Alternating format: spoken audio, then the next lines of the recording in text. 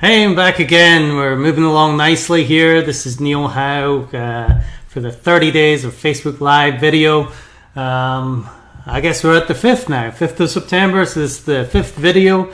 It's a challenge between my partner, Craig Williams, and myself to do a video a day for 30 days. So here is day number 5. Now, what I want to talk to you about today is branding versus direct response marketing. Now, let's see who's just jumping on here. I can't see yet, but we've got, it's Amanda. Hey, Amanda, how you doing there? So we've got branding versus direct response marketing. Now, there's two ways of thought of that. Now, if you imagine branding as somebody like McDonald's or Coca-Cola, and you know, it's the ads that you see on television all the time. Hey, Alex. Brands that you see on TV all the time that they cost hundreds and hundreds of dollars or thousands and millions of dollars. Now, Coca-Cola and McDonald's have the money to spend on that kind of stuff, but almost any small business or entrepreneurial operation is not going to have the kind of money that they need to spend on branding like those big companies do. And it's a big mistake that a lot of companies make, especially when you have some bigger players in the market that they're trying to copy. One that comes to mind is in the law industry. When you have people like Ken Nugent or, One Call, That's All, or For the People, these big companies out there are spending millions of dollars in advertising so that they remain top of mind for people when they get into an accident. There's a lot of money in personal injury law, especially. Well, if you have that kind of money, that's great. But what I see a lot of is these other lawyers are basically trying to copy and say, well, if they can do it, then I can do it too. I'm just going to copy the same model. That oftentimes does not work because they run out of money and they're not seeing the results that they need from it. To really see a return from branding like that, you need to put a lot of money in it and over a sustained period of time. Now, on the other hand, there's direct response marketing. Now, what is direct response marketing? Well, that's basically asking for a response in every ad or marketing piece that you put out there. You're asking for a response, and generally when you ask for a response, you can really tell if your marketing is working or not. So it's a lot more measurable when you do direct response marketing. So I would advise for almost any smaller business to do direct response marketing where there's always a call to action. Therefore, you can measure the marketing money that you're spending. Facebook ads are great for businesses right now. You know that if you spend a certain amount of money on advertising and you ask for a response and you get that response, you know how much or how well your advertising has been working. Now, the same thing applies though on Facebook. If you're just putting blind ads out there that are trying to brand your company and not asking for a call to action, whether it's to click on this website or go to a sales page or, buy now, that's the kind of direct response call to action that I'm talking about. If you're just doing a branding thing, then you're not really sure if it's working. There's no real way to measure it. And the same with social media. So, but the thing is, people get, when you're saying buy, or do this, do that, and there's always a call to action, people get a little bit bored and they don't like being told what to do all the time. So there's kind of a balance between the two of them, I think. And, I'm really leaning more towards the direct marketing because you definitely want that response. But, you also want to be able to brand yourself if you can while you're at it. Now, there's two people that I follow a lot and I've followed for years. One of them is Ryan Deiss and the other one is Frank Kern. And those two people are very good at that balance between the two.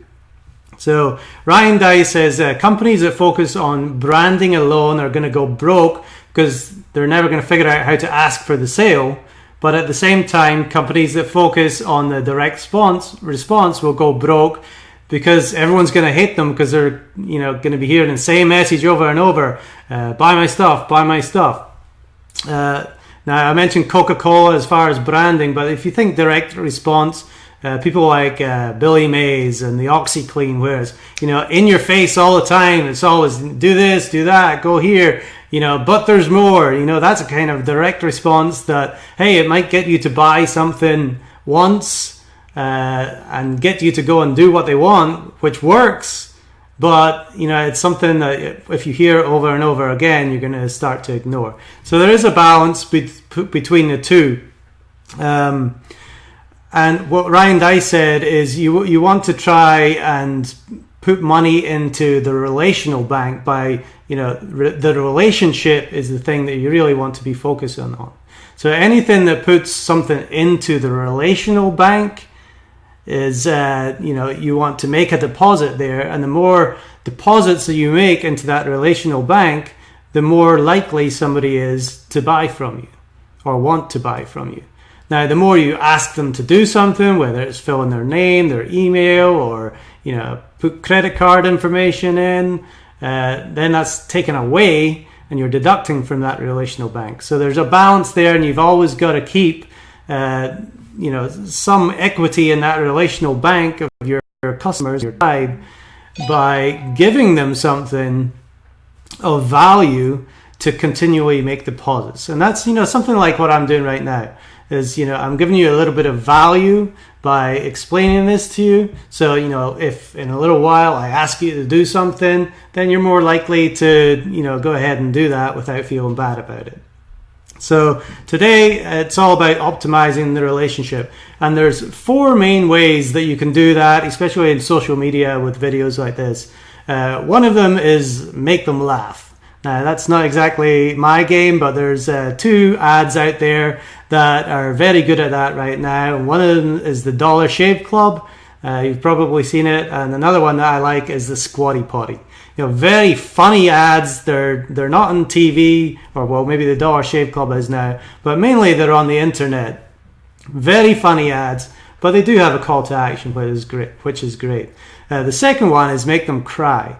And the whole thing about this is getting them to actually feel something, getting them to feel you, relate to you, to whatever it is that you're selling, whatever it is that you're offering. So make them cry is kind of a hard one, but still, if you can relate to somebody and make them feel that emotion, is probably going to get them to move and to do what you want eventually. Now, the third one is make them feel part of something.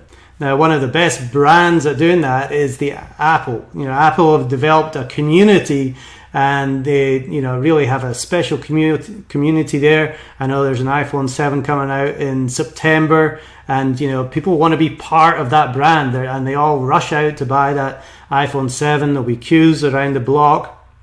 So feeling part of something is very powerful. And then Frank Kern, who I mentioned earlier, he's very big on this, is number 4 is deliver value in advance. What he says is prove that you can actually help them by helping them. Show them what they can expect when they eventually pull their credit out and do business with you, because you've given them a great experience already. So what I want to offer you today is I want to give you a little bit of value. We do authority marketing and branding of yourself, or personal branding.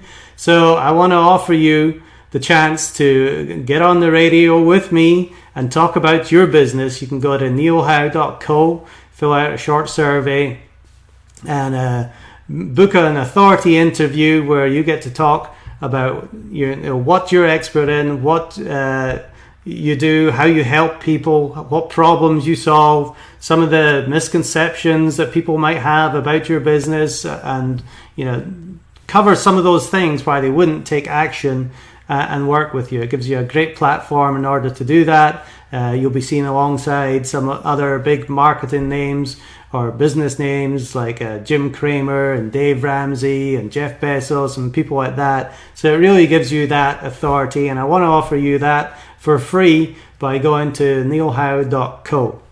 Now, if you want to, hey Mark, how you doing? And Tracy, Hey, thanks for jumping on, guys. We've got Richard and James here as well. Thumbs up for watching. Thanks a lot. But go to neilhowe.co. You can book yourself an authority interview with me.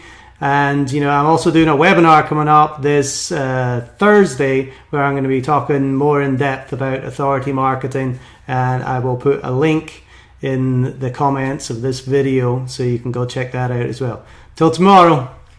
See you next time.